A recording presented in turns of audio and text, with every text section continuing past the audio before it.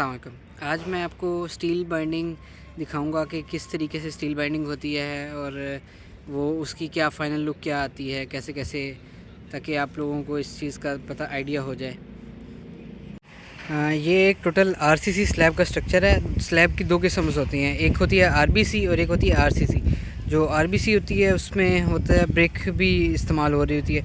जो आरसीसी होता है उसमें टोटल कंक्रीट स्टील और कंक्रीट इस्तेमाल होता है। इसमें सिर्फ कंक्रीट और स्टील होएगा। इसमें होता ये है कि इसमें जो सरिये का जो जाल बनता है उसका बॉक्स साइज़ छोटा होता है, 6x6 भी होता है, 7x7 भी, 8x8 भी हो जाता है। लेकिन जो होता है ब्रिक वाला उसमें होता है 11x11, 12x12 इतना होता है कि जाल के दरमियान में ब्रिक्स रखी जाती हैं, तो वो उससे ये होता है कि स्टील की क्वांटिटी भी कम हो जाती है और कंक्रीट भी हमारा कम पोर होता है। लेकिन जो असल तरीका है वो यही बेहतर है कि आरसीसी डलवाया जाए।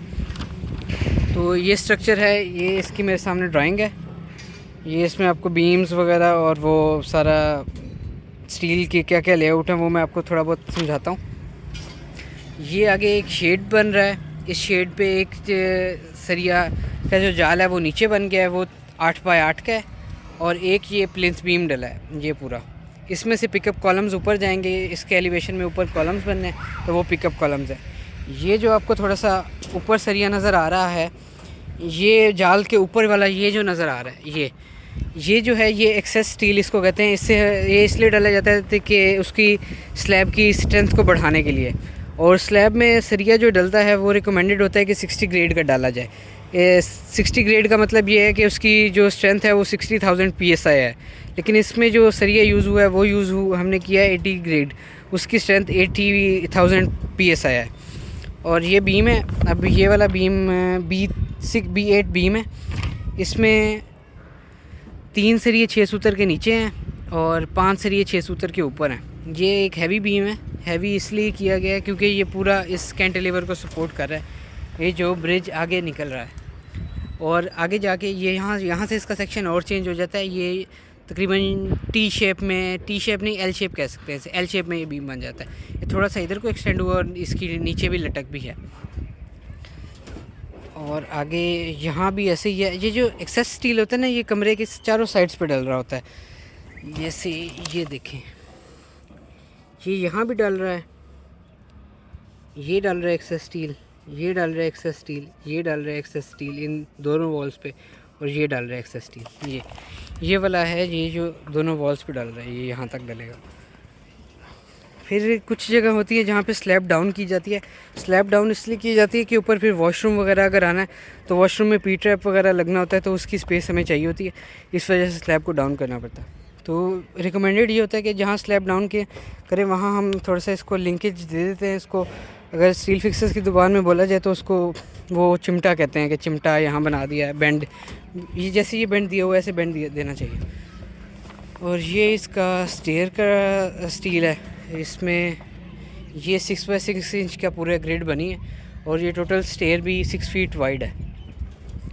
ये आगे एक बीम, ये वाला जो बीम है ये पूरा स्टेयर का लोड ले रहा है क्योंकि ये वॉल कोई नहीं है, तो ये यहाँ से वॉल पे ऊपर है और वहाँ से वॉल के ऊपर है।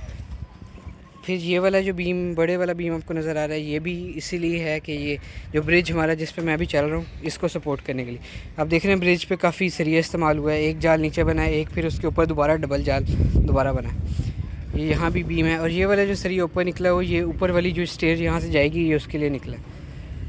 और ये भी बीम है कि ये इतना हैवी बीम नहीं है। इसमें 4 सरिये नीचे हैं 6 सूतर के और 2 सरिये ऊपर हैं।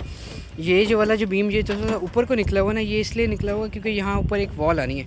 अब वॉल का लोड डायरेक्ट हम लेंटर पे नहीं डाल सकते, और उसके लिए हमें थोड़ा सा बीम देना पड़ता है। एक बीम तो छोटा सा ही है, लेकिन ये है कि लोड डिस्ट्रीब्यूट हो जाएगा ऐसे उस वॉल पे और इस बीम पे आगे इसका वॉल का लोड डिस्ट्रीब्यूट हो जाएगा। ये दरमियान में कुछ इलेक्ट्रीशियंस के पाइप हैं, वो अभी काम कर रहे हैं, तो वो भी कंप्लीट नहीं हुआ। खैर वो ऐसे होता है कि ये फ़ैन जहाँ हमारा लग रहा होता है ना, फ़ैन या शैंडलियर, वहाँ हमें ये फ़ैन बॉक्स रखना पड़ता है। फिर फ़ैन बॉक्स के अंदर से हम तारें डिवाइड कर लेते हैं, जितनी भी डिस्ट्रीब्यूट कर रहे हैं, हमारे जो भी बोर्ड्स वगैरह आ रहे हैं, AC वगैरह आ रहा है, उसके ये पॉइंट्स देख रहे हैं आप। उधर तार जा रही है, उधर एक पाइप जा रहा है, इधर एक पाइप जा रहा है, इधर, और ये पाइप ऐसे जाके नीचे बेंड हो जाएगा और ये दीवार के नीचे चला जाएगा। फिर यहाँ से बोर्ड तक ये पाइप चला जाएगा। ये देख लें। मज़ीद अगर आपका कोई क्वेश्चन वगैरह होए तो आप पूछ सकते हैं। आपका अगर अपना कोई प्रोजेक्ट वगैरह चल रहा है, आप उसकी कोई गाइडेंस लेना चाह रहे हैं तो आप वो कमेंट करके पूछ सकते हैं। इंशाल्लाह आपको रिस्पॉन्स दिया जाएगा। Thank you, stay tuned.